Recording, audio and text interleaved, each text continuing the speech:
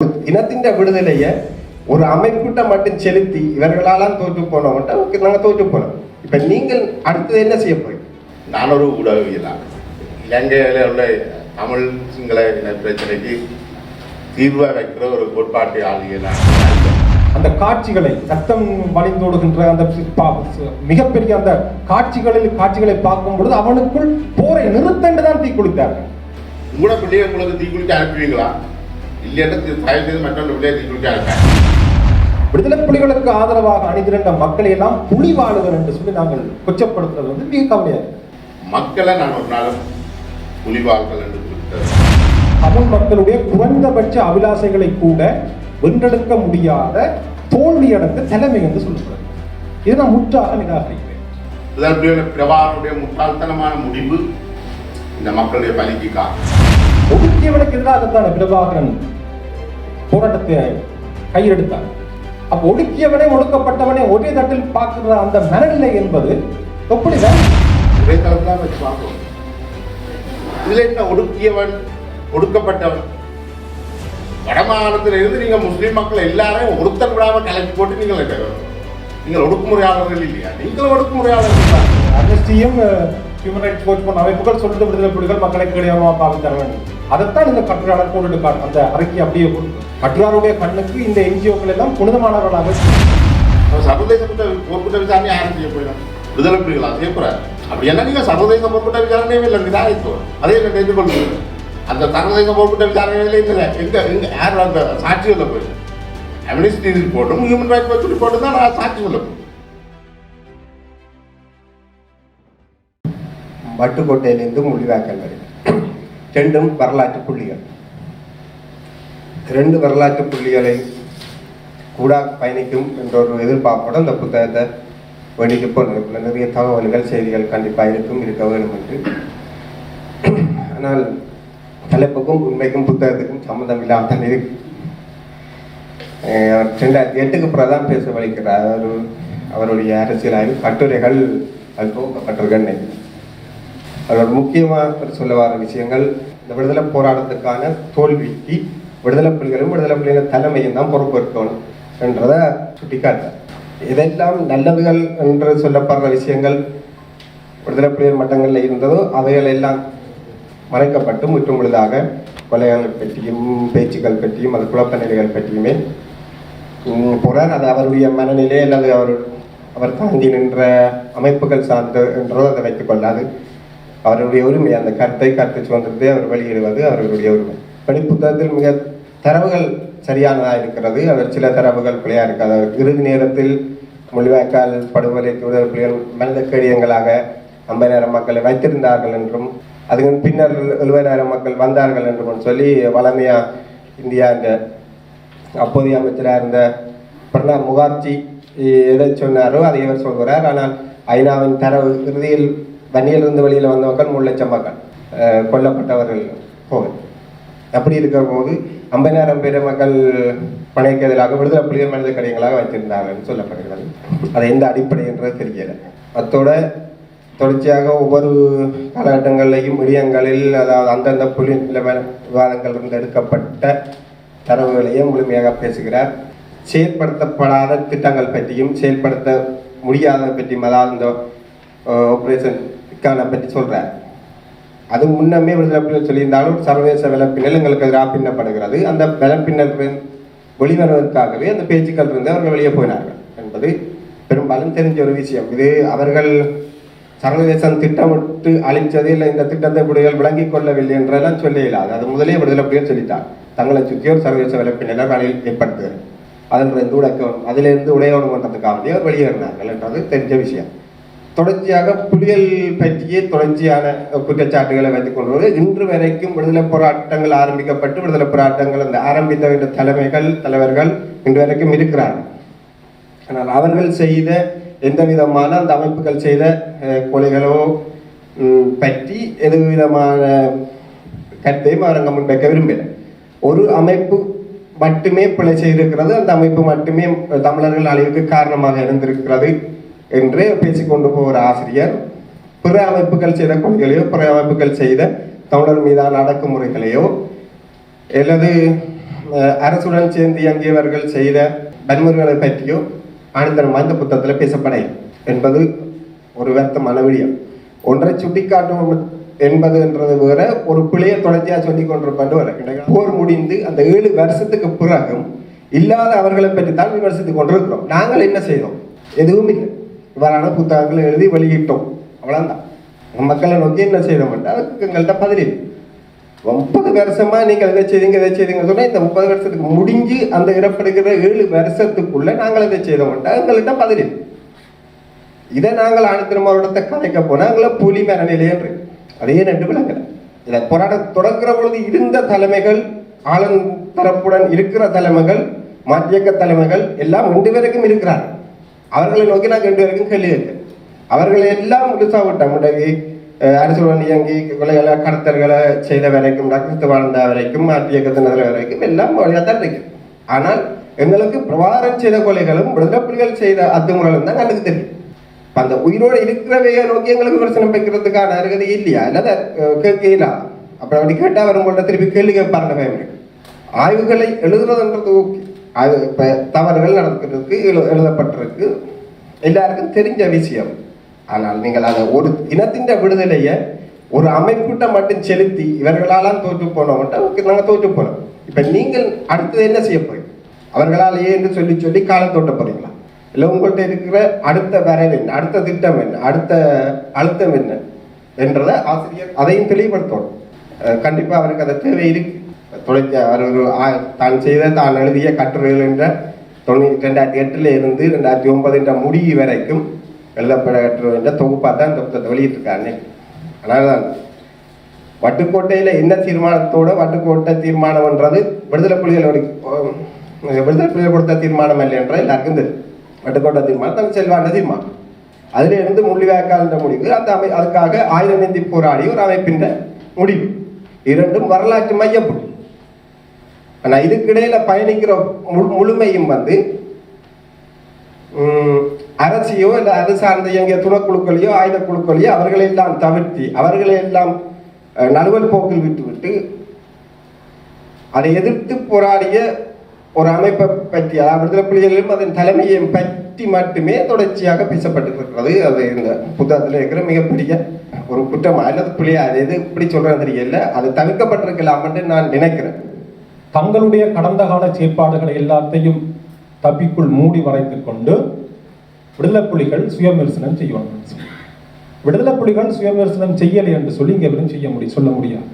நானும் அந்த கட்டமைப்புக்குள் பல்வேறுபட்ட, நான் ஒஃபீஷியலாக இல்லாட்டியும் புலம்பெயர் தேசத்தில் அந்த அரசியல் கருத்தோடு உடைய பல்வேறுபட்ட கட்டமைப்புகளோடு நான் பங்காற்றியிருக்கேன். இதைவிட காரசாரமான விவாதங்கள் அங்கு நடைபெற்றிருக்கு. துரதிருஷ்டவசமாக அந்த விடயங்களை வெளிச்சம் போட்டு காட்டவில்லையோ என்னவோ தெரியவில்லை.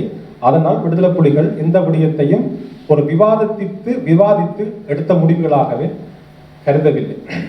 அந்த அடிப்படையில் தான் தவறுகளை சுயவிமர்சனம் செய்யணும் என்று முன்வைக்கப்படுது. உண்மை, சுயவிமர்சனம் என்பது நிச்சயமாக தேவை.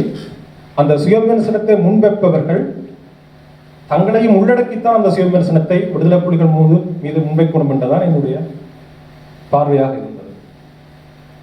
இங்கே இணையதளங்களிலோ அல்லது பல்வேறுபட்ட மட்டங்களிலோ விடுதலை புலிகள் சார்ந்து முன்வைக்கின்ற விமர்சனங்களை விட அதனையும் தாண்டிய காரசார விமர்சனங்கள் அதுக்குள் இருக்கிற எங்களுக்கே இருக்கின்றன.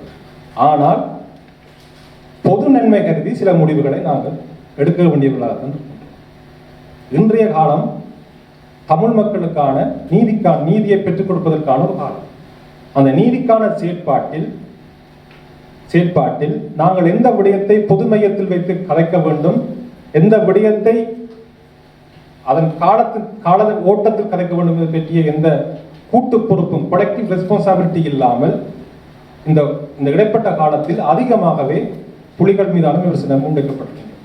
துரதிர்ஷ்டவசமாக அவ்வாறான விமர்சனங்கள் என்பது ஒரு இனத்தினுடைய தேசிய விடுதலை போராட்டத்தை முற்றுமுழுதாகவே கேள்விக்குட்படுத்துகின்றது என்பதுதான் கவலையான விடயம். அந்த அடிப்படையிலே இந்த புத்தகத்தை 2008ஆம் ஆண்டிலிருந்து இட்டை வரை 2009ஆம் ஆண்டு 10 வரையுமான ஒரு கட்டுரைகள் தரப்பட்டிருக்கின்றன. அந்தந்த காலத்தில் எந்தெந்த விடயம் ஊடகங்களிலே அல்லது சமூக வழியிலே பேசுபொருளாக இருந்ததோ பேசுபொருளான விடயத்தை தன்னுடைய பார்வையாக பதிவு செய்திருக்கின்றார். அதில் ஆரம்பத்திலே பார்க்க போனால் அந்த இயக்க முரண்பாடுகள் பற்றி வருது. உண்மையாகவே நான் என்னுடைய வயசுக்கும் அந்த விடுதலை போராட்டம் குறித்தான என்னுடைய இயல்பான அந்த நெருங்குதலுக்குமான வயசு வந்து உண்மையாக இந்த இயக்க முரண்பாடுகள் பற்றி எனக்கு உண்மையாக ஆழமாக தெரியாது. ஆனால் அது பற்றி அறிந்து கொள்கின்ற பொழுது இந்த இயக்கங்களுடைய தோற்றங்கள் அதுக்கு பின்னால் வந்த முரண்பாடுகள் மட்டுமோடே நாங்கள் நிறுத்திக் கொள்கின்றோம். அந்த இயக்க முரண்பாடுகளுக்கான பிரதான காரணியாக இருந்தது இந்திய வெள்ளாதிக்க சக்தி என்பதை மிக கவனமாக தள்ளி வைத்துவிட்டு சகோதர படுகொலைகள் எங்களுக்குள்ள வந்த முரண்பாடுகள் எல்லாம் பார்க்கப்படுது. துரதிர்ஷ்டவசமாக இந்த புத்தகத்திலே இயக்கத்தினுடைய முரண்பாடுகள் பற்றி பேசப்படுகின்ற இடத்தில் இந்தியாவினுடைய பங்கு, இந்தியா தன்னுடைய நலன்களுக்காக இயக்க முரண்பாடுகளை எப்படி கூர்மைப்படுத்தியது என்பது பற்றி பதிவு செய்யவில்லை என்பது ஒரு கவலையான விடயமாக இருந்தது. 2008ஆம் ஆண்டு தமிழக தேசிய தலைவர் அவர்களுடைய மாவீர் நாள் உரை குறித்து ஒரு விமர்சனம் முன்வைக்கப்பட்டது. அந்த ஒரு இடத்திலே வந்து அவர் தலைவர் அவர்கள் இந்தியாவை நோக்கி ஒரு நேசக்கரம் நீட்டுகின்ற 2008ஆம் ஆண்டு உரையிலே ஒரு நேசக்கரத்தை நீட்டுகின்ற அதனுடைய சொல்லாடலை உள்ளடக்கி இருக்கின்ற இந்த கட்டுரையில் இந்தியாவை நோக்கி வேண்டுகின்றேன் என்று போடுகின்றனர். அந்த வேண்டுதலை கிருபாகரன் அவர்கள் மண்டியிட்டார் என்று அங்கே இன்டர்பிரேட் பண்ணப்பட்டது. ஒரு வேண்டுதல் எப்படி மண்டியிடுதலாக மாறும்? அவர் இந்தியாவை நோக்கி ஒரு நேசக்கரம் நீட்டுகிறார். அதை தன்னுடைய மாவீர் நாள் உரையில் நிதானமாக ஒரு டிப்ளமேட்டிக்காக சில வார்த்தைகளூடாக வேண்டுகின்றேன் என்று வைக்கின்றார்.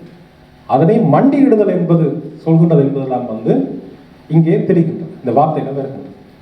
அந்த கட்டுரையினுடைய பெரும்பான்மை இடங்களிலே வந்து அது எல்லா சம்பவங்களையும் எடுத்து எழுதப்பட்டு கொண்டு வந்து அது ஒன்றை நோக்கி தான் கோணப்படப்படுது.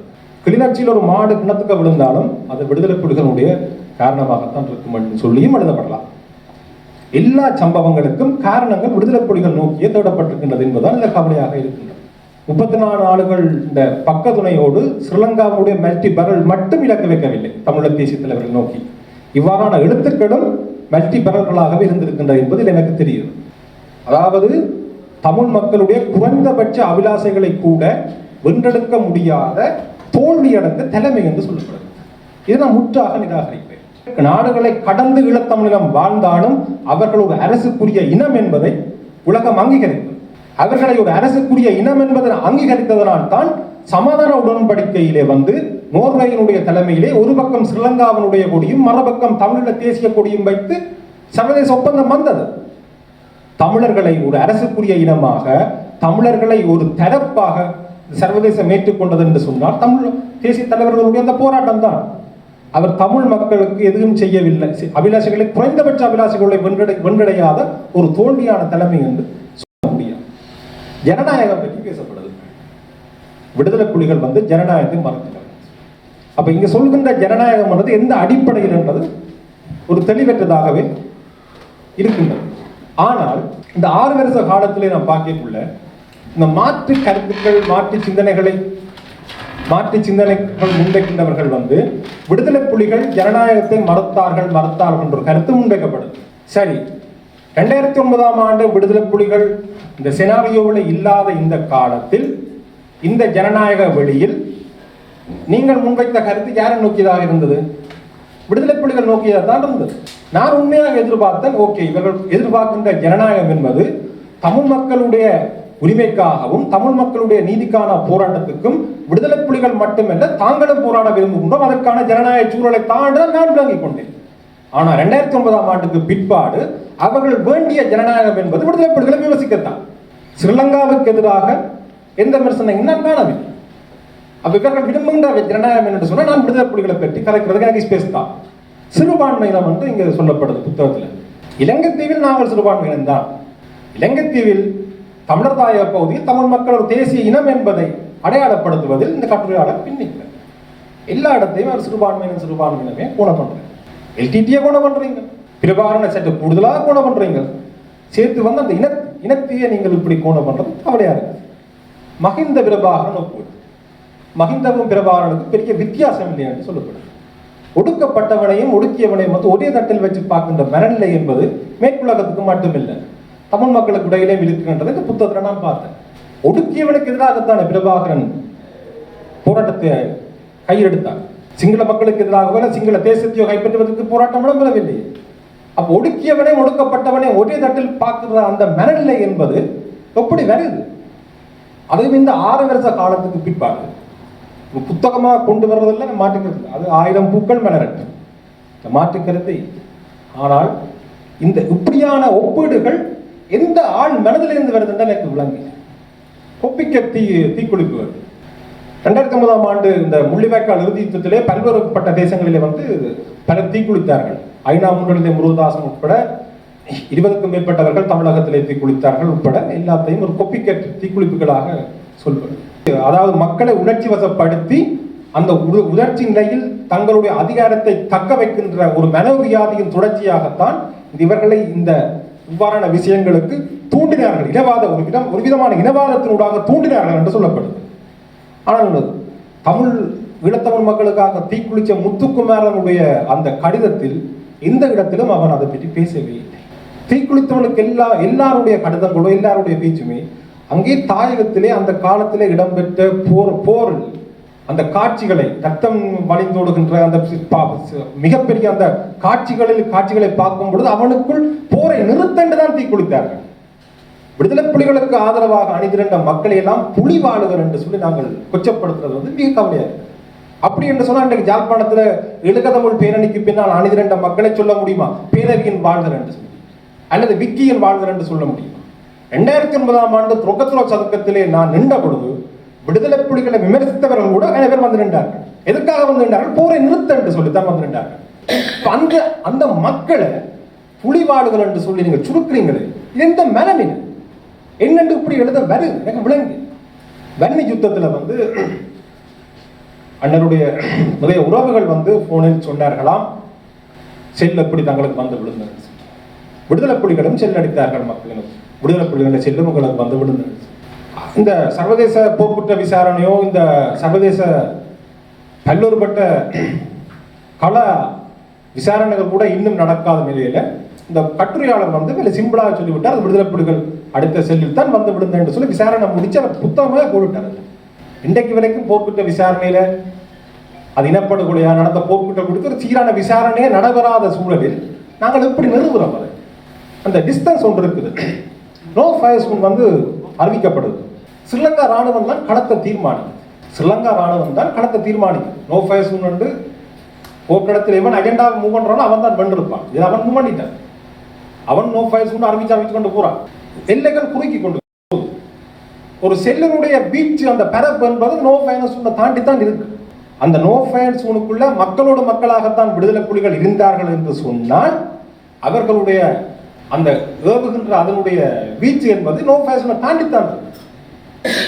நீங்கள் லொஜிக்காத விளங்கு.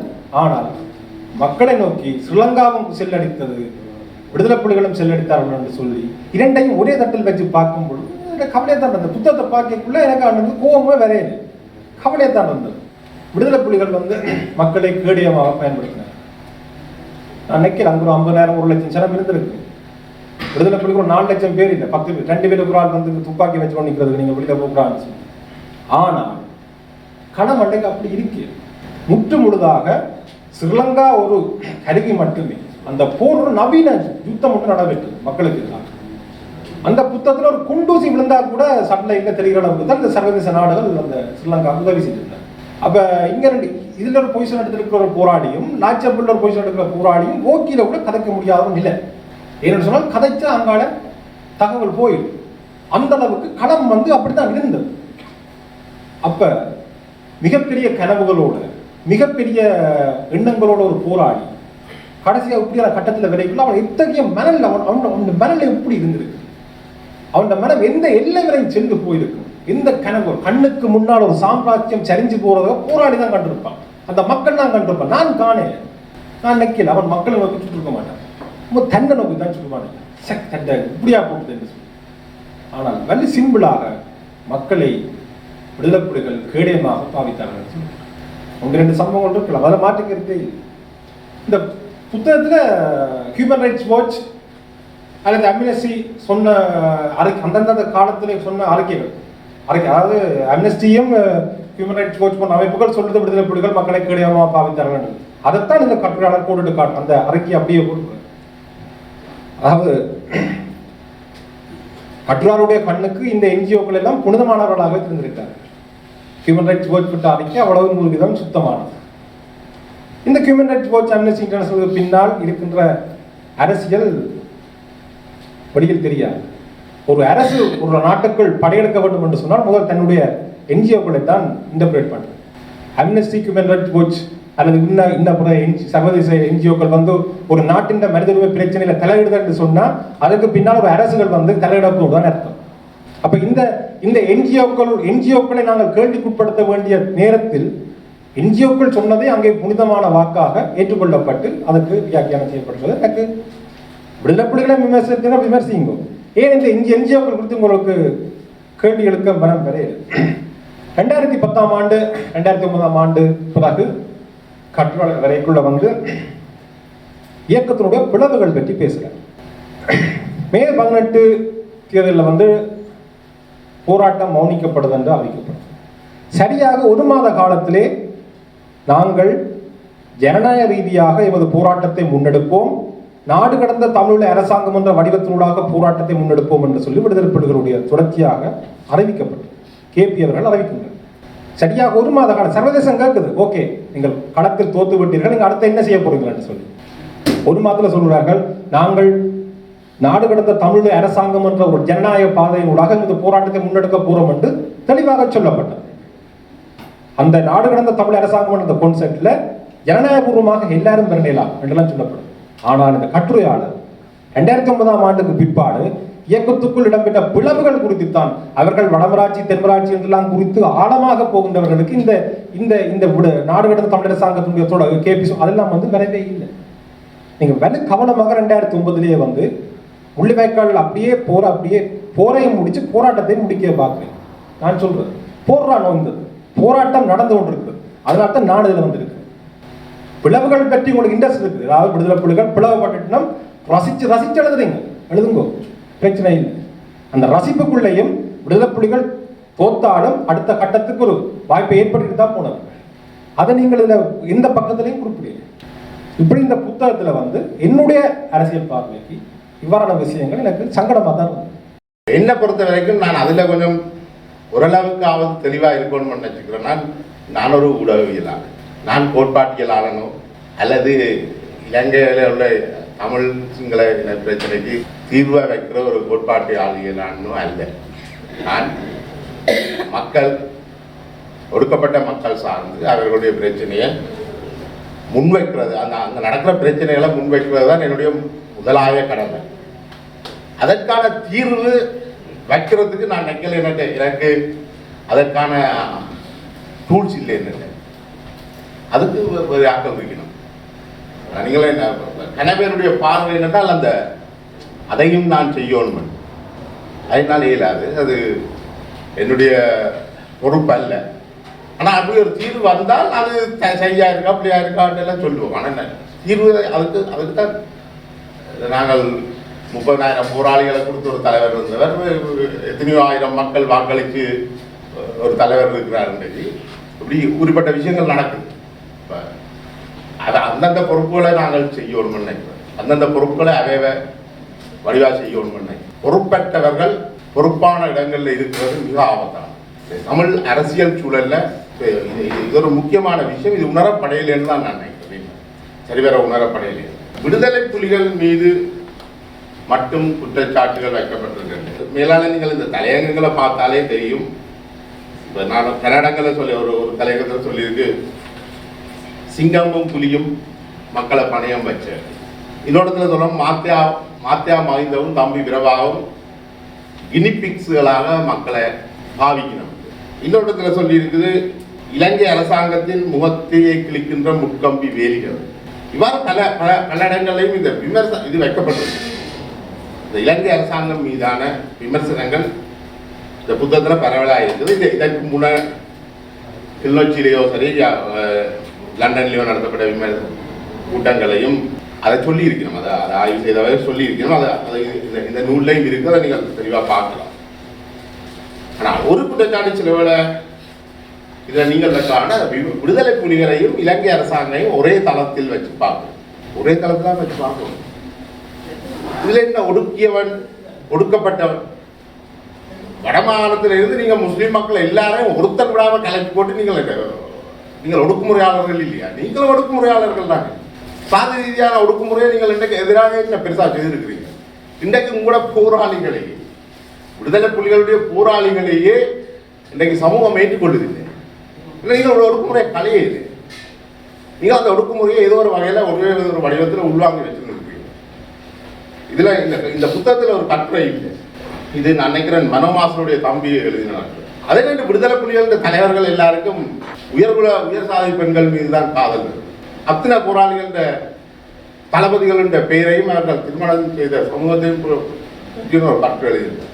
நீங்கள் அந்த அந்த அந்த விடுதலை புலிகளுடைய போராட்டம் வந்து அங்கே ஒரு பெரிய ஒடுக்குமுறையுடைய மாற்றி அவர்கள் இன்னொரு ஒடுக்குமுறையாளர்களாகத்தான் செயற்பட்டவர்.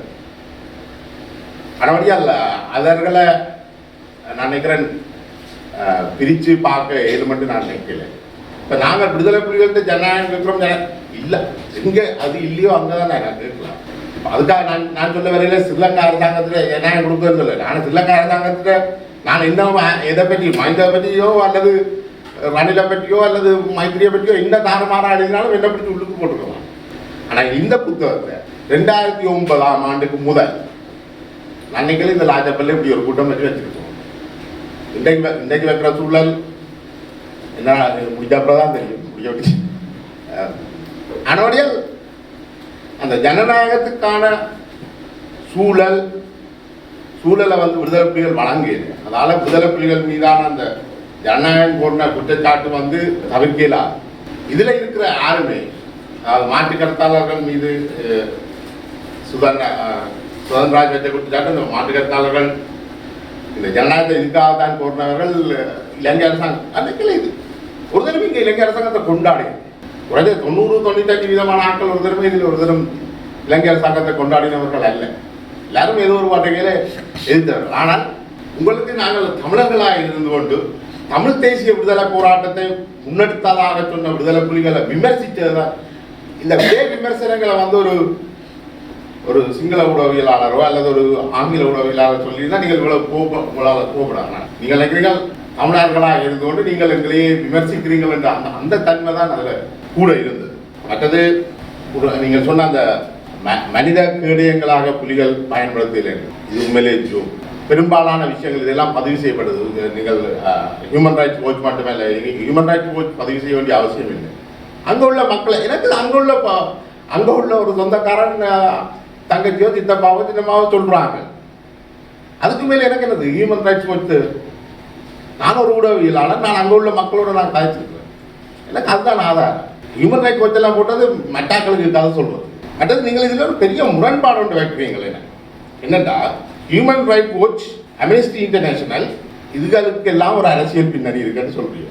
அந்த நோக்கத்தை பற்றி நாங்கள் சொல்லியிருந்தது. அதான் மஹிந்தராஜா கிளப்பி விட்ட இல்லை, அப்படி இருக்கலாம். மஹிந்தராஜா ஒருதல் இல்லாத கிளப்பி விட்டாங்க. ஒரு என்ஜிஓவும் இலங்கையில் யுத்தம் துவங்க ஒரு என்ஜிஓவும் வேலை செய்யலாம். பட் நீங்களும் இன்னொரு விளங்கணும். இன்றைக்கு நீங்கள் இதில் சொல்றீங்க ஹியூமன் ரைட்ஸ் வாட்சோ அம்னஸ்டி இன்டர்நேஷனலுக்கோ ஒரு சர்வதேச ஒரு பின்னணி இருக்கு, அரசியல் பின்னணி இருக்குது. அவர்கள் வந்து அந்த நோக்கத்தில் விடுதலை புலிகளை விமர்சிச்சுக்கிறார்கள். சரி, சர்வதேச போர்க்குற்ற விசாரணை யாரும் செய்ய போயிடும்? விடுதலை புலிகளா செய்ய போறாரு? நீங்கள் சொல்ற இந்த அம்னஸ்டி இன்டர்நேஷனல் ஹியூமன் ரைட்ஸ் வாட்சுக்கு பின்னால இருக்கிற அரசாங்கங்களுடைய நீதிபதிகள் தான் இந்த சர்வதேச போர்க்குற்ற விசாரணையை செய்யும். அப்படி என்ன நீங்க சர்வதேச போர்க்குற்ற விசாரணையும் இல்லை நிராகரித்தோம். அதே ஏற்றுக்கொள்ளுங்க. அந்த சர்வதேச போர்க்குற்ற விசாரணையில எங்க யார் அந்த சாட்சி சொல்ல போயிடும்? அம்னஸ்டி ரிப்போர்ட்டும் ஹியூமன் ரைட்ஸ் வாட்ச் ரிப்போர்ட்டும் தான் நான் சாட்சி சொல்ல போகிறேன். நீங்கள் என்னென்ன ஒரு தெரிவு செய்கிறீங்க, உங்களுக்கு எதிரான விஷயங்களை நீங்கள் நிராகரிக்கிறீங்க, உங்களுக்கு சார்பான விஷயங்களை வச்சு இந்த போர்க்குற்ற விசாரணை நடத்தலாம்னு நினைக்கிறீங்க. அது சாத்தியம். அப்படி நடக்க போறதும் இல்லை. விடுதலை புலிகள் மனித கேடயங்களாக பயன்படுத்தினார்கள். விடுதலை புலிகள் மக்கள் மீது தாக்குதல் நடத்தினார்கள்.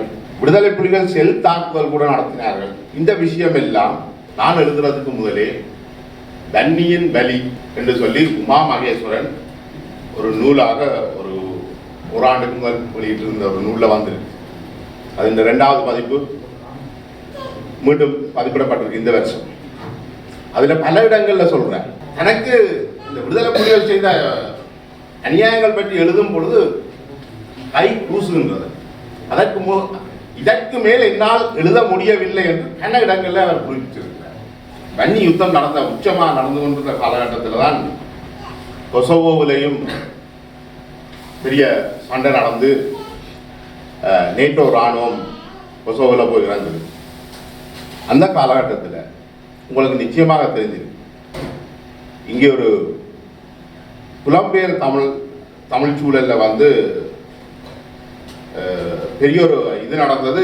அதாவது இலங்கையில் வந்து விடுதலை புலிகளுக்கு முக்கியமாக ஆதரவு கொடுக்குற அல்லது அரசியல் ரீதியான ஆதரவு கொடுக்குறவர்கள் இலங்கையில் இவ்வளவுக்கு இவ்வளவு மக்கள் கூடுதலாக இறக்கின்றார்கள். அப்பொழுதுதான் சர்வதேசம் இங்கே தலையிடும் என்ற ஒரு கொள்கை ஒன்று விடுதலை புலிகள்கிட்ட இருந்தது. பார்த்தீங்கன்னா இந்த யுத்தங்கள்ல ஷெல் தாக்குதல் விழுகின்ற பொழுது அவ்வளவு தெளிவாக வீடியோ எல்லாம் பிரதிநிதித்தோம். அவர்களுக்கு மருத்துவ உதவி செய்யப்பட்டதோ இல்லையோ, அந்த குண்டு விழுந்த உடனே இந்த வீடியோ கேமரா எல்லாம் போய் நிற்கிது. இது அல் ஜசீராவில் இருந்து எல்லா ஊடகங்களையும் காண்பிக்கப்பட்டது. இதுகளெல்லாம் நான் நினைக்கல, நாங்கள் இனி மறைக்கலாம். இதை நீங்கள் எவ்வளவுதான் தலைகளாக நின்றாலும் இந்த விடுதலை புலிகளால் இந்த வன்னி யுத்தத்தில் மேற்கொள்ளப்பட்ட அநியாயங்கள் நான் நினைக்கல யாராலையும் மறைக்க முடியும். அது மிகப்பெரிய கொடுமை. மற்றது இந்த விடுதலை புலிகள் மீது கூடுதலான விமர்சனம் வைக்கிறதுக்கு ஒரு தேவை ஒன்றில் தமிழ் சமூகம் ஒரு நாளும் இலங்கை அரசாங்கத்தை ஏற்றுக்கொண்டுதான் எனக்கு தெரியல. நான் 71ஆம் ஆண்டு பிறந்தேன். 48ஆம் ஆண்டு சுதந்திரம் அடைஞ்சதில் இருந்து இலங்கை வடக்கு கிழக்கில் தேசிய அரசுக்கு ஆதரவாக ஒரு நாளும் மக்கள் வாக்களித்ததாக நான் பார்க்கிறேன். மக்கள் வாக்களித்தது முழுக்க தமிழ் தலைமைகளுக்கு தான். 91ஆம் ஆண்டுக்கு பிறகு கிட்டத்தட்ட விடுதலை புலிகள் மட்டுமே ஏக தலைமை. அப்ப தமிழ் மக்களுடைய பாதுகாப்பை வந்து தமிழ் மக்கள் தங்கள தலைமையிட்ட தான் கூறினர், எதிரியிட்ட கூறினர். தமிழ் மக்களை பொறுத்த வரைக்கும் இலங்கை அரசாங்கம் எதிரி அரசாங்கம். அப்ப அந்த தமிழ் மக்கள் ஒரு நாளும் எனக்கு தெரியல, இதுக்குள்ள வன்னி யுத்தத்துக்குள்ள இருந்திருந்தால் அவை அரசாங்கம் வந்து காப்பாற்றி கொண்டு நச்ச வேண்டும் நான் நினைக்கிறேன். ஆனால் பிறகு விடுதலை புலிகள் அந்த மக்களையே கொலை செய்ததாலும் அந்த மக்கள் மீதே செலுத்தாக்குதல் நடத்தினதாலும் வன்னியில் மனித கிடயங்களாக அகப்பட்டவர்கள் விடுதலை புலிகளிலிருந்து தங்களை விடுவித்துக் கொண்டு இலங்கை இராணுவத்தின் பக்கம் போகிறார். என்னை பொறுத்த வரைக்கும் அரசாங்கம் என்ற அடிப்படையில் சட்டப்படி சர்வதேச சட்டங்களுக்கு அமைய இலங்கை அரசாங்கத்துக்கு தன்னுடைய பிரஜைகளை காக்கின்ற ஒரு பொறுப்பு இருக்கு. அந்த பொறுப்பை இலங்கை அரசாங்கம் 100% தமிழ் மக்களை பொறுத்த வரைக்கும் 100% கைவிட்டது. ஆனால் இலங்கை அரசாங்கத்திலும் பார்க்க தமிழ் மக்களுக்கு தலைமை தாங்கின விடுதலை புலிகளுக்கு அதனிலும் பார்க்க கூடுதலான பொறுப்பு இருக்குது. ஒரு அரசாங்கத்திலும் பார்க்க போராட்ட அமைப்புக்கு அந்த மக்கள் மீது கூடுதலான கரிசனையும் பொறுப்பும் இருக்குது. அந்த மக்களின் ஒவ்வொரு உயிரையும் காப்பாற்ற வேண்டிய பொறுப்பு இருக்குது. ஆனால் தலைமையினுடைய உயிரை காப்பாற்றுவதற்காக மக்களை பணையம் வைப்பது. அதால தான் நான் இதில் விடுதலை புலிகள் மீது தார்மீக குற்றச்சாட்டை நான் வைக்க வேண்டி இருக்குது. இலங்கை அரசாங்கம் மீது நான் ஒரு குற்றச்சாட்டு வைத்தால் அது சட்ட ரீதியான குற்றச்சாட்டை தான் நான் வைக்கலாம். தார்மீக ரீதியாக நான் ஏன்னா நான் ஒரு நாள் இலங்கை அரசாங்கம் காப்பாற்றணும்னு நினைக்கல. இந்த வாழ்க்கையில் கண்ணிக்கு இருந்த ஒரு தடவை அப்படின்னு நினைக்கல. தார்மீக ரீதியாக நினைச்சது புலிகள் காப்பாற்றுவாங்க. விடுதலை புலிகள் மீது தமிழ் மகனாக இருந்து நான் மிக கடுமையான விமர்சனம் வைக்க வேண்டிய தேவை எனக்கு இருக்கு. இவ்வாறான நூல்கள் வரும் என்றால் இப்போ நான் இதில் விமர்சனத்தை வச்சாக்களை பொறுத்த வரைக்கும் இது சம்பந்தமான தகவல்கள் அல்லது தகவல்கள் அல்லது சாட்சியங்கள் அவர்களை சென்றடையலேன்னு நினைக்கிறேன். இவ்வாறான புத்தகங்கள் வந்தது காணாது. 6 ஆண்டுகள் ஆகியும் இவ்வாறான புத்தகங்கள் வெளிவந்தது காணாதுன்னு தான் நான் நினைக்கிறேன். இன்னும் பல நூல்கள் வர வரும். மற்றது வன்னிக்குள்ளே உங்களுக்கு தெரியும், பொன்கா முன்னாள் எம்பி இன்றைக்கும் எம்பி ஸ்ரீதரனுடைய செயலாளராக இருந்தவர். இன்றைக்கு அவர் இல்லை. முள்ளிவாய்க்கால் வரைக்கும் சென்றவர். அந்த அண்ணை விட்டு வெளியேறையில அவர் தன்னுடைய விமர்சனத்தில் சொன்ன ஒரு விஷயம் அவர் சொல்றாரு. பிரபாகரன்ல அவரும் சில விஷயங்களை அவரும் இது பண்றாரு. என்றால் பிரபாகரன்ல இந்த தவறும் இல்லை, சில தவறுகள் நடந்திருக்குது, ஆனால் பெரும்பாலான தவறு இல்லை என்ற மாதிரி. ஆனால் நடந்த விடயங்கள் தொடர்பாக மீளாய்வு செய்வதற்கு இந்த நூல் தேவை. நாங்கள் சாதாரணமாக எல்லாம் முடிஞ்சு போச்சு, புலிகள் இல்லை புறையன் இது என்று நாங்கள் சொல்லிட்டு போயிடாது. புலிகள் பிசிக்கலா இல்லை, ஆனால் அவர்களுடைய கருத்தியல் இன்றைக்கும் மிக ஆழமாக ஆளுமை செய்கிறது. இன்றைக்கு சம்பந்தர் துணிஞ்சு தன்னுடைய கருத்தை பேச இல்லாமல் இருக்கிறதுக்கும், ஸ்ரீதரன் புலிகளுடைய அரசியலை தூக்கி கொண்டாடுறதுக்கும், அஜேந்திரகுமார் கொண்டாடுறதுக்கும் காரணம் இந்த கருத்தியல் தான். எழுக தமிழ் பேரணி சம்பந்தமாக ஒரு மாலினி என்பவர்களின் ஒரு இது, நீங்கள் செய்கிற இந்த வேலை முள்ளிவாய்க்கால் இல்லாட்டிலும் ஒரு சுள்ளி வாய்க்காலுக்குள்ள இருந்தாலும் தமிழ் ஜனத்தை கொண்டு தள்ளி போடுவீங்க கூட. நீங்கள் இந்த அரசியல் சித்தாந்தத்துக்கு ஒரு அந்த அரசியல் கொள்கைகள் சம்பந்தமா நீங்கள் கூடுதலான கவனம் எடுக்க. அரசியல் கொள்கை என்பது அது ஒரு மருத்துவர் தன்னுடைய வாழ்க்கை காலத்திலே ஒரு 1000 பேரை கொலை செய்யலாம், காப்பாற்றலாம். ஆனா அரசியல் கொள்கை என்பது அந்த ஒட்டுமொத்த பரம்பரையை அழிச்சு விட்டுருவேன். இதை 40 இந்த எண்ணிக்கையை சரியாக கணிப்பிட முடியாத ஒரு வடமாகாண சபையை நாங்கள் வச்சுக்கிறோம். முள்ளிவாய்க்கால் எத்தனை பேர் சேர்த்த இந்த கணிப்பையே மேற்கொள்ள முடியாத ஒரு மாகாண அரசை நாங்கள் 3 வருஷமா வச்சிருக்கிறோம். இவ்வளவு பேரும் செத்ததுக்கு காரணம் இங்க இருந்த அரசியல். 1988ஆம் ஆண்டு ஒரு ஒப்பந்தம் வந்தது. அந்த நேரம் விடுதலை புலிகள் மக்கள் உட்பட இறந்தவர்களின் ஒட்டுமொத்த எண்ணிக்கை 5000. போராளிகள், மக்கள், மற்றவை எல்லாம் சேர்த்து ஒரு 5000. அந்த மாகாண சபையில தான் இன்றைய தொங்கிக் கொண்டு நிற்கிறோம். 2009 அப்ப 88ஆம் ஆண்டுல இருந்து இந்த 20 வருஷத்துல நீங்கள் அதுக்கு மேல கொடுத்த அவ்வளவு உயிரும் ஒரு முட்டாள்தனமான அரசியலுடைய வெளிப்பாடு தான். அதை நாம் விமர்சிக்கத்தான் வேணும். அதுல ஈவிரக்கம் பார்க்கலாம், என்னால பார்க்கலாம். இத அடுத்தது நீங்கள் வன்னிக்குள்ள இத நீங்கள் இந்த யுத்த காலத்துல தொடர்பு கொண்டிருந்தீங்கன்னா தெரியும். நான் அதுக்கு பிறகு இப்ப இந்த முறை புகைகளையும் இந்த முள்ளிவாய்க்கால் வரை என்ற விடுதலை புலிகளின் குரல் வானொலி உளவியலாளர்கள் மற்றும் போராளிகள் வன்னியில் நடந்த இந்த நூல் வெளியீட்டில் கலந்து கொண்டவர்கள்ல 60% ஏதோ ஒரு வகையில தங்கள் சொந்த இரத்த உறவுகளை இழந்தவர்கள். அவரோட சந்திச்சு காய்ச்சலாம். 2009 ஏப்ரல் இருந்து மே 18 வரை இந்த காலகட்டத்தில் இந்த மக்கள் இவ்வளவு வகை தொகையாக கொள்றதுக்கு ஒரு காரணம் இருந்தது. இலங்கை அரசாங்கத்துக்கு இந்தியாவுடைய தேர்தல் முடிவுகள் வர்றதுக்கு முதல் இந்த யுத்தத்தை நிறுத்த வேண்டிய ஒரு தேவை ஒன்று இருந்தது. விடுதலை புலிகளுக்கு இந்த யுத்தத்தை இந்த தேர்தல் வரைக்குமாவது இழுக்க வேண்டிய தேவை ஒன்று இருந்தது. என்ன விலை கொடுத்தாவது இந்த யுத்தத்தை இந்த ஏப்ரலுக்கு பிறகு வரைக்கும் கொண்டு போனால் ஜெயலலிதா ஆட்சிப்பிடம் வருவார், பிஜேபி அரசாங்கம் ஆட்சிப்பிடம் வரும். அப்ப நாங்கள் நினைச்ச சில விஷயங்களை சாதிக்கலாம் என்ற நோக்கத்தில் தான் இத்தனை ஆயிரம் மக்களும் கல்வி கொடுக்கப்பட்டவர்கள்.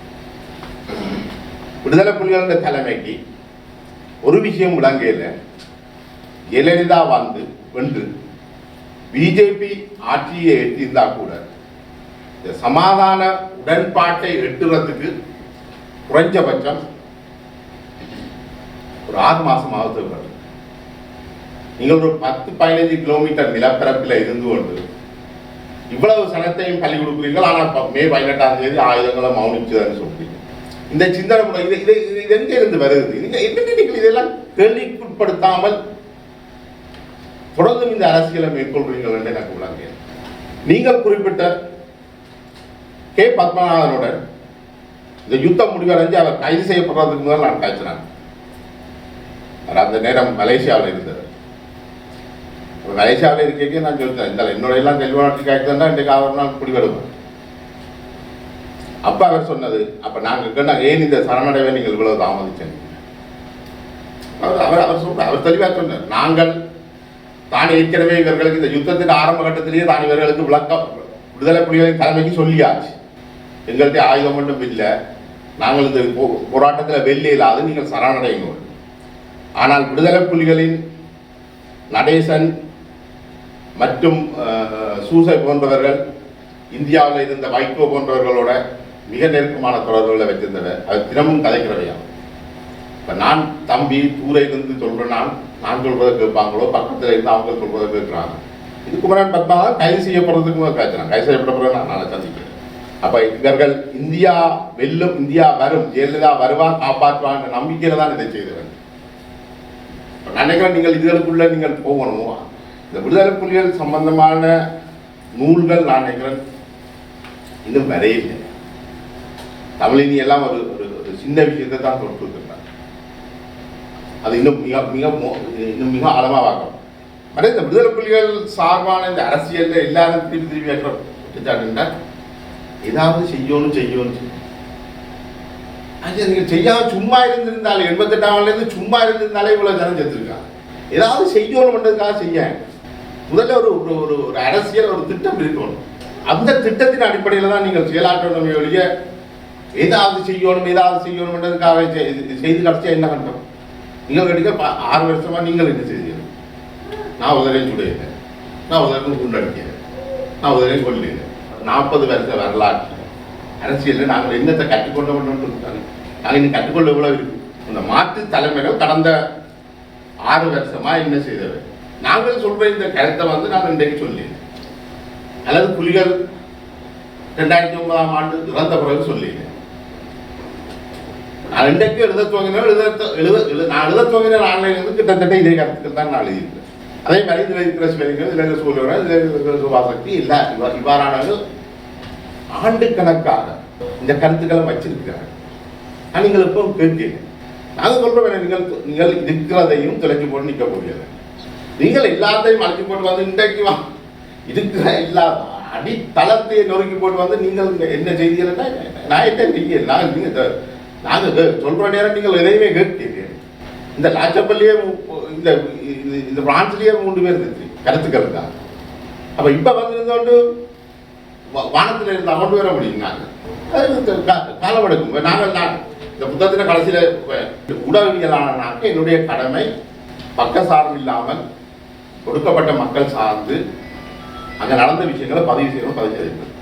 ஆனால் எனக்கு ஒரு குற்ற உணர்வு இருக்கு. நாங்கள் எல்லாரும் அங்கிருந்து ஏதோ ஒரு வகையில் அந்த மக்களை கைவிட்டு தப்பி வந்தாங்க. அதுக்காகத்தான் நாங்கள் எழுதினா என்ன, இதில் ஊரில் உள்ளவங்க செய்தா என்ன, கம்ப்யூட்டர் படிப்பிச்சாங்க செய்தாலும் அந்த குற்ற உணர்வு தான் எங்களை அதுக்கு தள்ளுது. அந்த அடிப்படையில் நாங்கள் எங்களால் முடிஞ்ச விஷயங்களை செய்திருக்கிறோம். இன்றைக்குள்ள நிலைமையில நாங்கள் செய்கிற ஒரு விஷயம் அந்த மக்களுடைய நிலைமையை குறைஞ்சபட்சம் இருக்கிற நிலைமையிலிருந்து மேலே கொண்டு போறதுக்கு ஆயிருக்கும். இருக்கிற நிலைமையிலும் பார்க்க கீழே கொண்டு வரும் என்று சொன்னால் அதை செய்யாமல் இருக்கிறது மேல் என்று தான் நான் நினைக்கிறேன். நாடு கடந்த அரசாங்கத்தை பற்றி நான் சொல்ல இல்லை என்று என்ன பொறுத்தவரைக்கும் அது ஒரு சரியான தீர்வாக நான் அது பார்க்கல. இந்த ஊரில் அந்த 5ஆம் வகுப்பு புலமை பரிசில் பாஸ் பண்ணினா பிள்ளைகளுக்கு ஆக்கலன் செய்யறா யூனிவர்சிட்டியில் டிகிரி எடுக்கிற கோட் ஷூட் எல்லாம் போட்டு அந்த தொப்பியெல்லாம் போட்டு படம் எடுத்து கற்பினோம். இந்த நாடு கடந்த அரசாங்கத்தை நான் அப்படிதான் பார்ப்பேன். ஒரு ஜோக் என்று தான் நான் மன்னிக்கணும். நான் இந்த விமர்சனங்களை வைக்கிறேன்ன்றதுக்காக அவங்களோட உரையாடலை நான் தொடர்ந்து நடத்த விரும்புகிறேன். ஆனால் நான் அப்படி தான் பார்க்குறேன். அதனால தான் அதுக்கு அவ்வளோ தூரம் முக்கியத்துவம் கொடுக்கல. இந்த தீக்குளிப்பு சம்மந்தமாக உண்மையிலேயே நான் அதில் மீண்டும் பாராட்டணும் வேண்டாம். அந்த கட்டுரையில எல்லா பக்கத்தையும் நான் கொடுத்துருக்கிறேன். கட்டுரையில இந்த புத்தகத்தை முழுமையாக வாய்ச்சிருக்கிறேன். கட்டுரையில எல்லா பகுதியிலையும் தொட்டிருக்கிறேன். இந்த குப்பிக்க தீக்குளிப்பு, இந்த தீக்குளிச்ச 6வது வசதி படைச்சாக்கள்னு கேள்விப்பட்டிருக்கு. தீக்குளிச்சவன் ஒரு தினம் வசதியான ஆள் இல்லை. நீங்கள் வேணும்னா முத்துக்குமார லண்டனில் சொல்லலாம் நினைக்கிறேன். அட்லீஸ்ட் வசதி இல்லாமல் அரசாங்கம் காப்பாற்றிருக்கிறாரு. அவரை கூட்டிக் கொண்டே பெட்ரோல் வாங்கி கொடுத்தவே தெரியும். அவர் தானா விரும்பி செய்துதான் நான் நினைக்கிறேன். மற்ற எவருமே இந்தியாவில் தீக்குளிச்ச எவருமே சமூகத்தின் பொருளாதார ரீதியாக வறுமைக்கோட்டில் இருந்தார்கள் தான் தீக்குளிச்சவர். சும்மா உணர்ச்சிகளை தூண்டி ஏன் தீக்குளிப்புக்கு போவாங்க. இயக்கங்களில் முந்தி பார்த்தீங்கன்னா ஏழு ரிசல்ட்ஸ் வந்தோடனே இயக்கத்துக்கு ஆள் எண்ணிக்கை கூடும் எதிரும். அதோடு இவங்க போராட்டத்துக்கு எல்லாம் ஒவ்வொருத்தருக்கும் போராட்டத்துக்கு போன ஆட்கள் இருக்கிறது. நான் அதை இதில் ஒன்றும் கொஞ்சப்படுத்துறதுக்காக சொல்லி, ஆனால் நாங்கள் சில நிஜங்களையும் ஏற்றுக்கொள்வோம். ஒவ்வொருத்தரும் எடுக்கிற அரசியல் முடிவுக்குள்ளால் அவர்களுடைய தனிப்பட்ட காரணங்களும் சிலது இருக்கும். ஆனால் ஒரு விஷயம் பிள்ளைன்னு தெரிஞ்சால் அதை ஊக்குவிக்கக்கூடாது. தீக்குளிப்பு பொறுத்த வரைக்கும் இந்தியாவில் உள்ள இந்த வைகோ போன்றவர்களுடைய இந்த தூண்டுதல் மிக மோசமான. நீங்கள் ஒரு நாளும் சாவையோ மரணத்தையோ கொண்டாட போராளிகளுக்கான கௌரவத்தை கொடுக்குறது வேறு, தீக்குளிப்பு பண்ண மரணங்களை கௌரவிக்கிறதுன்றது வேறு. இது ஒரு மிக மோசமான செயல் தான். இதா தீக்குளிச்சு நீங்கள் ஒன்றும் அரசியல் ஒன்றும் சாதிக்க போகிறீங்க. அந்த கோபத்தில் தான் அந்த கட்டுரை எழுதப்பட்டது. எனக்கு ஒரு சகோதரன் இருந்திருந்தான், அவன் தீ குளிச்சிருந்தான். ஆனால் அவன் அரசியல் மிக மோசமாக தான் நான் விமர்சனம் தான் வச்சிருக்கேன். என்னுடைய பிள்ளைய உங்களோட பிள்ளைய உங்களுக்கு தீ குளிக்க அனுப்புவீங்களா? இல்லைன்னா தயவு செய்து மற்றவங்க பிள்ளைய தீ குளிக்க அனுப்பாங்க.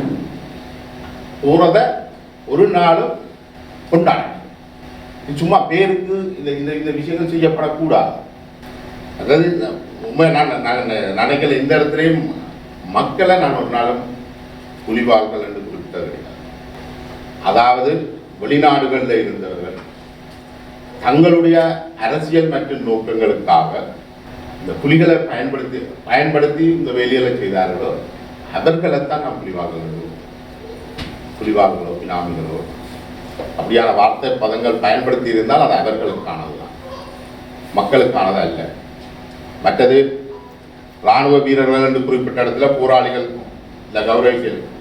இந்த புத்தகமே என்னுடைய சகோதரனுக்கும் இறந்த மக்களுக்கும் போராளிகளுக்கும் தான் அர்ப்பணிக்கப்பட்டது. என்னால் என்னுடைய ஒன்று விட்ட சகோதரன் ஒருவர் கொல்லப்பட்டதில் அப்படி எனக்கு கொல்லப்பட்ட பல உறவுகள் இருக்குது. இது உண்மையிலே இது வலியோடு எழுதப்பட்ட புத்தகம். நான் நம்புறேன் புலிகள் தங்களோட சில முடிவுகளை மாற்றி இருந்தால் இதில் கொல்லப்பட்ட மக்கள் 90% மக்களை காப்பாற்றியிருக்கலாம். இன்றைக்கும் நான் நம்புறேன் புலிகளுடைய குறிப்பாக பிரபாகருடைய முட்டாள்தனமான முடிவு இந்த மக்களுடைய பலிக்கு காரணம். விடுதலை புலிகளுடைய தலைவர் இந்த தமிழ் சமூகத்தை பொறுத்தவரை தமிழ் மக்களுடைய குறைந்தபட்ச உயிர் வாழ்க்கையை கூட உறுதிப்படுத்தவில்லை. இது என்னுடைய அரசியல், என்னுடைய நிலைப்பாடு. அதுக்கு இந்த புத்தகம் சாட்சியம், இந்த கடந்த கால அரசியலும் சாட்சியம். அவருடைய சில நேர்மையில நான் மதிக்கிறேன்.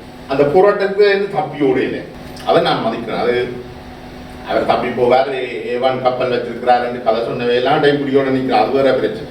இந்த அவைக்கு இந்த தமிழ் அந்த பிரபாரம் விட்டு போன ஆக்கத்தை தாங்க கொஞ்சம் பேர் உள்வாங்கி ஒரு அரசியல் நடத்தலாம் என்று அவை ஆளுக்கால் கணக்கு போடியும்.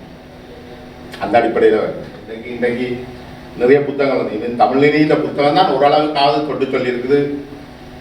பிரபாரம் தன்னுடைய கை வருங்கை என்று சொன்னதான் வேறு யாரும் இல்லை. விடுதலை புலிகளை விமர்சிக்கிற நிலாந்தன் ஆகட்டும், தீவச்செல்வன் ஆகட்டும், வேறு யாரும் அந்த பிரபாருடைய பங்கு பெற்றுதல் சம்பந்தமாக நினைக்கிறேன் அது ஆய்வு செய்யப்படணும். ஏன் பிரபாகரன் இந்த முடிவு எடுத்தார், ஏன் மொழிவாக்கலுக்கு போகணும்னு முடிவு எடுத்தார், ஏன் ஒட்டுமொத்தமாக ஒரே நாளில் இந்த போராட்டம் இல்லாமல் போனது, இது ஆய்வுகள் செய்யப்படணும். இந்த ப்ராஜெக்ட் பீக்கன் சம்பந்தமான விஷயம் உண்மையிலேயே நீங்கள் அவர் சுதன்ராஜ் குறிப்பிட்டிருந்தார், அது எல்லாருக்கும் தெரியும். 2006 வருது ஒரு டைம் டேபிள் போட்டுக்கிறான், முள்ளிவாக்கால போய் முடிக்க போறோம்னா பேர் பார்த்தீங்க. முள்ளிவாக்கால விட்டுட்டு சுள்ளிவாக்காலும் போயிருக்கலாம், ஏன் முள்ளிவாக்காலுக்கே போனீங்களே உண்மையிலேயே தெரியாத அதை பற்றி அக்கறை இருக்கு. 2007 இது சம்பந்தமாக கலாநிதி தியாகராஜான்ற கனடாவில் ஒரு கட்டுரை என்று குறிப்பிட்டிருந்தார். அந்த என்னுடைய முன்னுரையில் சொல்லியிருந்தேன். இணைத்தலைமை நாடுகள் இவ்வாறு திட்டம் தீட்டி இருக்குது. அதுக்கு பிறகுதான் வவுனியாவில் போய் விமான நிலையம் தாக்கப்படுது. அந்த நிலையம் தாக்கப்பட்ட பிறகு எழுதுகிறார், இவே அரசு ஒன்றை நினைக்க கடவுள் வேறு ஒன்றை நினைச்சிட்டார். அரசாங்கத்தின் இணை தலைமை நாடுகளின் இந்த ப்ராஜெக்ட் பீக்கன் தவிடுபொடி ஆயிடுது. அந்த ப்ராஜெக்ட் பீக்கனில் தான், அந்த கால அட்டவணையில் தான் இந்த யுத்தம் நடப்பட்டது. அது சாதாரண கால அட்டவணையில் ஜனவரி 2 கிளிநொச்சி விழும் அந்த டேட் எவ்வளோ ஜனவரி 2ஆம் தேதி கிளர்ச்சி விழும், முருங்கன் இத்தனையாம் தேதி விழும், அடம்பன் இத்தனையாம் தேதி, இதெல்லாம் கால அட்டவணைப்படி சொல்லப்படுது. ஒரே ஒரு பிரச்சனை வந்தா அந்த ப்ரொஜெக்ட் திட்டம் 2009 ஏப்ரல் 14ஆம் தேதி முடிஞ்சிருக்கும். இந்திய தேர்தலுக்கு முதல் முடிஞ்சிருக்க வேண்டும். ஆனால் அதை முடிக்க முடியல. ஏனென்றால் இந்திய தேர்தல் வரைக்கும் இதை எப்படியாவது இழுக்கணும் என்று புலிகள் இழுத்தபடியா அவையால் அதை முடிக்க முடியாது. அதால் அது ஒரு 2 கிழமை 3 கிழமை பிற்போடப்பட்டது அல்லாமல் மற்றபடி அந்த திட்டம் அது. அதால் தான் என்னால் ஏப்ரல் 7ஆம் தேதி நான் எழுதின கட்டுரையெல்லாம் இது முடிய போகிறது. நீங்கள் அரசாங்கம் நீங்கள் சொல்றீங்க எல்லாரும் போரை நிறுத்த சொல்லி போராட்டம், போரை நிறுத்த சொல்லி போராட்டம் நடத்திக்குள்ள நீங்கள் சனத்தையும் விடுவிக்க சொல்லி இருக்கவன் போரை நடத்தினதா? பொங்கு தமிழ் வச்சு போருக்கு இது பண்ணினதா அரசாங்கம் கேட்டுதா? நீங்கள் போர் கொண்டாடப்பட்டது கணவரத்தில் பவாலா, தலைவருக்கு சவாலா என்றால் இங்க இல்லை ஒருத்தருக்கும் அங்க சொந்தம் இல்லை. மற்றது வன்னி இந்த யுத்தம் யாழ்ப்பாணத்தில் நடந்திருக்கா? யாழ்ப்பாணத்தில் விட்ரோ பண்ணி போனீங்க 95ஆம் ஆண்டு. யாழ்ப்பாணத்தில் அவ்வளோ சாத்தியம் வச்சுக்கொண்டு கொல்ல கொடுத்துருக்கோம். ஏன்னா புலம்பெயர் தேசம் அதிர்ந்துருக்கு. பிரபாகரன் அடுத்த 1000 மன்னிப்பு கேட்டிருக்கோம். ஒரு பண்டும் போயிருக்கா, ஒரு காசும் போயிருக்கா. தீக்குளிப்புக்கு மட்டும் இல்லை, வன்னி களம் உருவாக்கப்பட்டது. அது வரைய சுமூகம் கேட்கறதுக்கு ஒரு தரம் கேட்டவங்க. இது சம்பந்தமா இது நான் எழுந்தமா ஆய்ச்சி கொண்டிருக்கிறேன். இது சம்பந்தமா பார்க்கப்படணும்னு தான் நினைக்கிறேன். இதில் ஒரு ஏதாவது விடுபட்டு இந்த புத்தகம் வந்து 2008 இருந்து அந்த காலகட்டத்தில் எழுதப்பட்டது ஒழிய அதுக்கு பிறகு நான் இதை எடிட் பண்ணேன். கட்டுரை இந்த புத்தகம் நல்லா வார தூரம் ஒழுங்கமைப்போட திறம்பட வாரதில் ஹவுஸ் உழைப்பு முக்கியமான அந்த உள்ளடக்கம் திருத்தப்பட இல்லை. அப்போ 2007 இந்த கட்டுரை எழுதியக்குள்ள நான் என்ன மனநிலையில் இருந்தனோ அந்த மனநிலையில் இருந்து தான் இது எழுதப்பட்டது. அப்போ நீங்கள் அந்த விமர்சனம் வந்து அந்த காலத்தை ஒட்டி தான் நீங்கள் பார்க்கலாம். இது என்ன ஒரு காலகட்டத்தின் பதிவு தான் இது. அதுக்கு பிறகு நடந்த அரசியல் மாற்றங்களை வச்சுக்கொண்டு நான் இதை அதுக்கு பிறகு நான் எந்த திருத்தமும் இதில் செய்யலை. இதில் 2வது பதிப்பும் 3வது பதிப்பும் வரும் 2 கிழமையில எந்த பதிப்பும் செய்யப்படவில்லை, எந்த மாற்றமும் செய்யப்படவில்லை. வெறும்னா எடுத்து பிள்ளைகள் திருத்தப்படும். மற்றது இந்த உண்மையிலே சுதந்திரா சொன்னது துரோகி பட்ட 2009 புறதாக்குள்ள பட்டம் வாங்கினவனுக்கு எல்லாம் வேலை தெரியும். இதில் இருக்க 90% துரோகி 2009 மற்றும்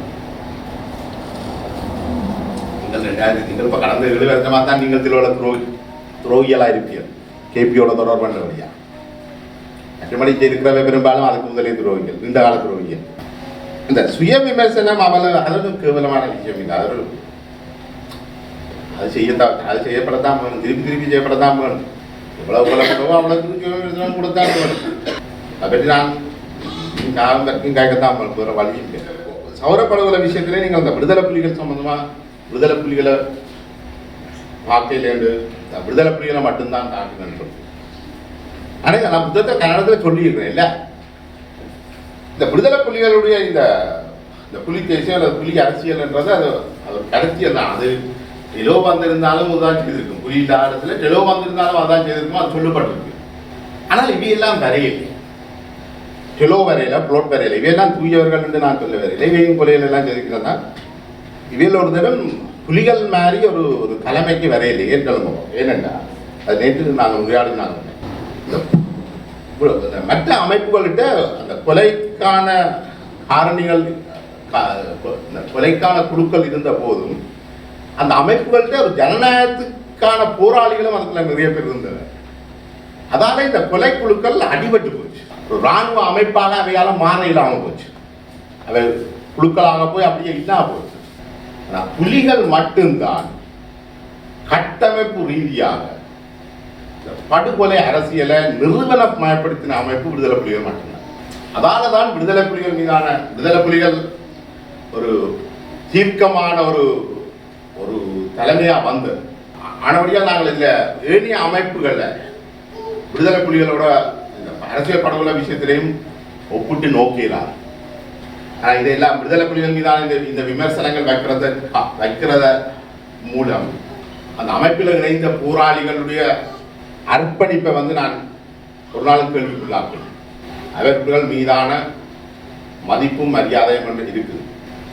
அந்த மதிப்பும் மரியாதைக்குமாக அந்த தலைமையை விமர்சிக்காம இருக்கல.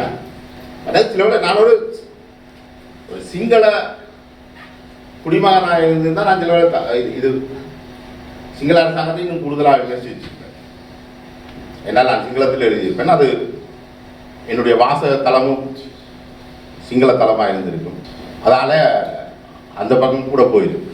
இது வந்து நான் ஒரு தமிழ் எழுத்தாளர் என்ற வகையில் நான் அந்த சூழல் என்னுடைய வாசக பரப்பும் என்ற வகையில் என்னுடைய போராட்டம் உள்ளுக்குள்ளே தான் நான் கூட கண்டுபிடிக்க வேண்டி வந்தேன். அதுக்காக நாங்கள் அரசாங்கத்தை எந்த இடத்துலையும் நான் நினைக்கல விடுதலை புலிகளுக்கு கீழாக அது ஒரு ஜனநாயக அரசாகவோ அல்லது விரைதாகவோ நான் ஒரு இடத்துலையும் பார்க்கல. அந்த விமர்சனம் பெற்றிருக்கிறேன். இந்த சிறுபான்மையினர் நாங்கள் அரசுக்கான இனங்களா அப்படி ஆளும் இனங்கள் உண்டு. எனக்கு அது ஏதோ இந்த ஆண்ட பரம்பரை மீண்டும் ஒரு முறை ஆளும் இருக்கிறது. அதுக்காக தான் நான் கேட்டேன். தேசிய இனம் நாங்கள் இலங்கையை பொறுத்த வரைக்கும் 4 தேசிய 4 பெருந்தேசிய இனம் சிங்களம் பெருந்தேசிய இனம் என்று சொன்னால் வேண்டிய 4 சுதேசிய இனங்கள். அது வந்து அது இந்த அளவுன்ற அடிப்படையில் தான் பார்க்கப்படுதே ஒழிய அவர்கள் ஆட்சி அமைக்க முடியாதவர்கள் என்று நான் இடத்துலையும் சொல்லியிருந்தேன். அந்த 4 இடமுமே சமத்துவமாக வாழ வேண்டும். அல்லது அதுக்கு மேலே இருக்கா அது முஸ்லீம் சமூகத்தையும் அது தமிழர் தேசிய இனம், முஸ்லீம் சமூகம் ஒரு தேசிய இனம், மலைய தமிழர்களும் ஒரு சிறுபான்மை தேசிய இனம் தான். சிறுபான்மை தேசிய இனங்கள் என்று நீங்கள் அழைத்துக் கொள்ளலாம். அது அளவுன்ற அடிப்படையிலேயே அவர்களுக்கு தகுதி இல்லைன்ற அடிப்படையிலே அல்ல. நான் நினைக்கிறேன் பெரும்பாலும் உங்களோட கேள்விகளுக்கு பெரும்பாலான பதில்கள் சொல்லப்பட்டிருக்கேன்னு நினைக்கிறோம். அதில் உடன்படுவீர்கள் என்று நான் கருதவில்லை. ஆனால் குறைந்தபட்சம் இது ஒரு விவாதத்துக்கான இந்த தளத்தை திறந்திருக்கின்றதில் உண்மையிலேயே இந்த கூட்டத்தை ஏற்பாடு செய்தவர்களுக்கு நான் நன்றியை தெரிவித்துக் கொள்கிறேன். தொடர்ந்து